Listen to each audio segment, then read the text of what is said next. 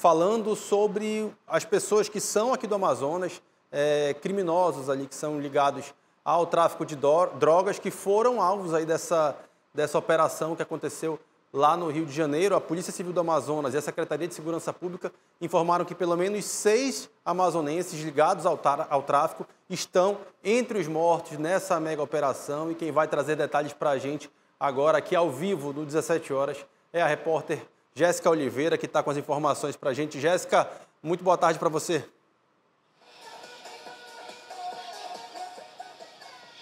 Oi, Dante, muito boa tarde para você, para todo mundo que acompanha a programação. A gente traz a atualização dessa operação que foi realizada, onde já deixou mais de 130 mortos lá no Rio de Janeiro. Dante, lembrando que essas informações elas foram apuradas pelo jornal A Crítica, com a repórter Joana Queiroz e com o apoio também da nossa produção.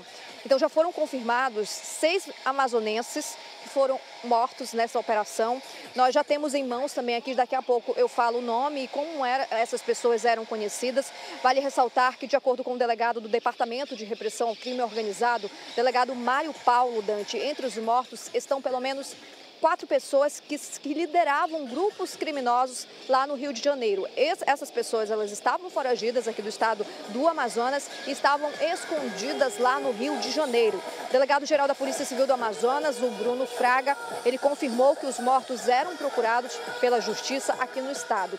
A gente tem em mãos aqui essas pessoas, os nomes, Dante, é o Douglas Conceição de Souza, ele era mais conhecido no mundo do crime por Chico Rato.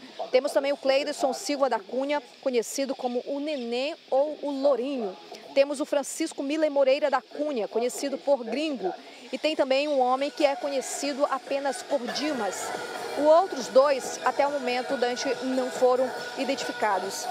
Lembrando que a Secretaria de Segurança Pública do Amazonas também confirmou a morte do Valdemar Ribeiro Saraiva, conhecido por O Fantasma. Ele estaria ali entre os mortos. A Secretaria do Amazonas, a Secretaria de Segurança Pública do Estado do Amazonas, também deve divulgar ainda nesta terça-feira, Dante, uma nota oficial com todos os nomes, com todas as informações que foram apuradas. Isso porque a Secretaria de Segurança Pública do Estado está em conversa com a Secretaria também de Segurança Pública lá do Rio de Janeiro. A operação chamada Contenção, ela foi deflagrada justamente para conter o avanço do crime organizado e até o momento a gente traz essa atualização.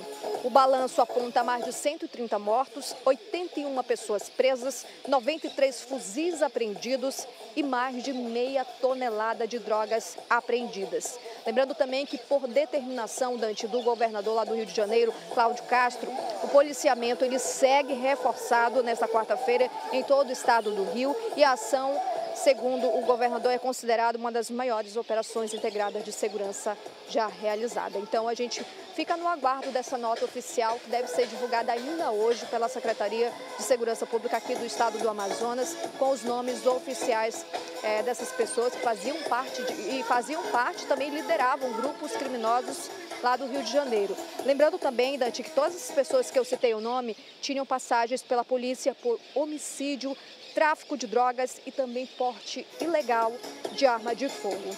Eu volto com você, Dante.